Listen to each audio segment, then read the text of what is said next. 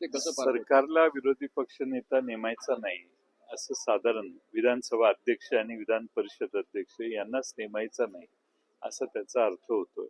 आजही खरं म्हणजे पहिल्या दिवशी त्यांनी कार्यक्रम पत्रिकेत दाखवून विरोधी पक्ष नेत्याची निवड करण्याच्या विषयी पुढाकार घ्यायला पाहिजे होता, पण तसं कोणतीही हालचाल दिसत नाही आणि म्हणून मला वाटतं की सरकारला विरोधी पक्ष नेता नसलेला जास्त सोयीचं वाटत असेल.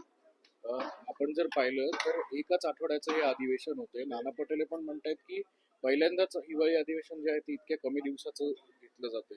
तुम्हालाही असं वाटतं की हे अधिवेशन पूर्ण कालावधी अधिवेशन फार थोड्या काळासाठी होत आहे.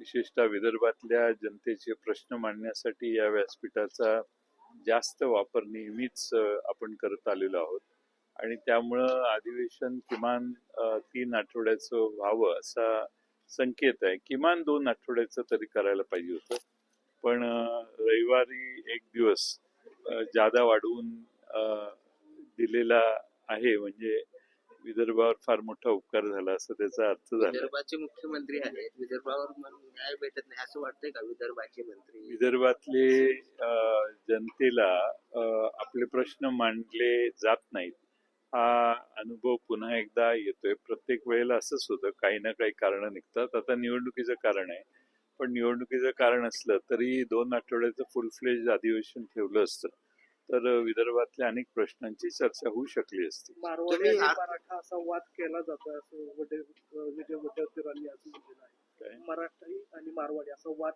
निर्माण केला. मला माहित नाही त्याच्यावर. सर, आज मुख्यमंत्री काल म्हणाले की आर्थिक टंचाई आहे मात्र दिवाळखोरी निघाल अशी काही स्थिती राज्याची नाही, व्यवस्थित आहे. तुम्हालाही असं वाटतंय? तुमच्या एवढा सगळा अनुभव बघ. तर मुख्यमंत्री स्वतःच सांगतात म्हटल्यावर आकडेवारी ज्यावेळी बाहेर येईल त्यावेळी कळेल आपल्याला. आज ते दावा करतात दिवाळखोरी नाही म्हटल्यावर सगळ्या महाराष्ट्रातल्या कॉन्ट्रॅक्टरना वेळेत ते पेमेंट करतील, सगळी थकीत बिलं सगळी वेळेवर देतील अशी अपेक्षा आपण करूया. सर, नाशिकच्या तपोवनाबद्दलचा विषय जो आहे, आज देखील सयाजी शिंदेनी राज ठाकरेंची भेट घेतली आहे. काय नेमकं वाटतं तुम्हाला या संपूर्ण विषयाकडे? तुम्ही कसं बघता?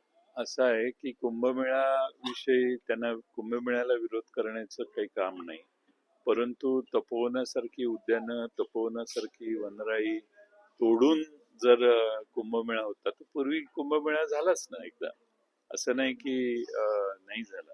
त्यामुळे पूर्वी कुंभमेळा जर होऊ शकला असतं, झालेला आहे, तर यावेळी देखील कुंभमेळा होऊ शकतो. त्यामुळं झाडं तोडून कुंभमेळा करण्याची हौस जर कुणाची असेल तर मला वाटतं नाशिककर ती मोडून काढतील. शेतकरी कर्जमाफीबाबत सरकार सातत्यानं म्हणते करणार. आजही अधिवेशन सुरू झाल्यानंतर काल मुख्यमंत्री म्हणाले निश्चितपणे करणार, मात्र कधी? कारण शेतकऱ्यांचे दिवसेंदिवस आर्थिक मदत जी आहे ती कर्जमाफी पुढच्या निवडणुकीच्या आधी सरकार करेल असा माझा अंदाज आहे. कारण मतदारांशी गिव्ह अँड टेक असं नातं सरकारचं आता एस्टॅब्लिश हळूहळू झालेलं आहे. त्यामुळं निवडणुकीच्या आधी कर्जमाफी करायची म्हणजे निवडणुकीत प्रभावीपणाने प्रचार करता येतो. असा काहीतरी आता त्यांच्या सोयीच्या निवडणुकीत पुण्यातील जमीन जे आहे गैरव्यवहार जे आहे त्या गैरव्यवहार प्रकरणामध्ये अजून ठाम भूमिका घेतली जात नाही. सोलवाटी केल्या जात असताना आरोप सातत्याने होतोय. आरोपींना वेळ दिला जातो. बघू आता समिती नेमलेली आहे, मला वाटतं त्या समितीचे निष्कर्ष काय येत आहेत त्यावर पुढचं ठरेल. त्यामुळे समितीचे निष्कर्ष बाहेर आल्यावर त्याच्यावर बोलणं योग्य. समितीने पण वेळ मागितलेला आहे. समितीला का वेळ पाहिजे मला कळत नाही. समिती अभ्यास करायला कमी पडते का? समितीला अभ्यास करायला वेळ नाही आणि एवढा काही गहन मुद्दा नाहीये. कागदावर कुणाची नाव आहेत कुणाची नाहीत हे बघायला मला वाटतं इतके दिवस लागायची गरज नाही. विरोधी पक्षासाठी भास्कर जाधवांचं नाव असताना ते शिंदे गटांच्या नेत्याला काही भेटतायत, एक व्हिडिओ व्हायरल होते.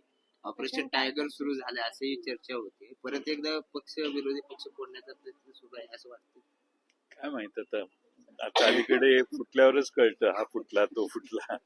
पण मला वाटत नाही की भास्करराव जाधवांच्या बाबतीत काही होऊ शकतं. भास्करराव जाधव हे निस्सीम शिवसेनेचे भक्त आहेत आणि मला वाटतं की त्यांना विरोधी पक्ष नेता करण्याचा निर्णय उद्धवजींनी आणि त्यांच्या पक्षाने घेतलेला आहे. आम्ही त्याला पाठिंबा दिलेला आहे. त्यांची लवकर विरोधी पक्ष नेता म्हणून निवड व्हावी अशी आमची सगळ्यांची मागणी आहे. विमान प्रवासाचे आणखी विस्कळीत आहे. तुम्ही आता नागपूरला निघालाय. तेही इंडिगोने निघाले त्यामुळे मला माहित नाही की जाता येईल किंवा नाही. धन्यवाद.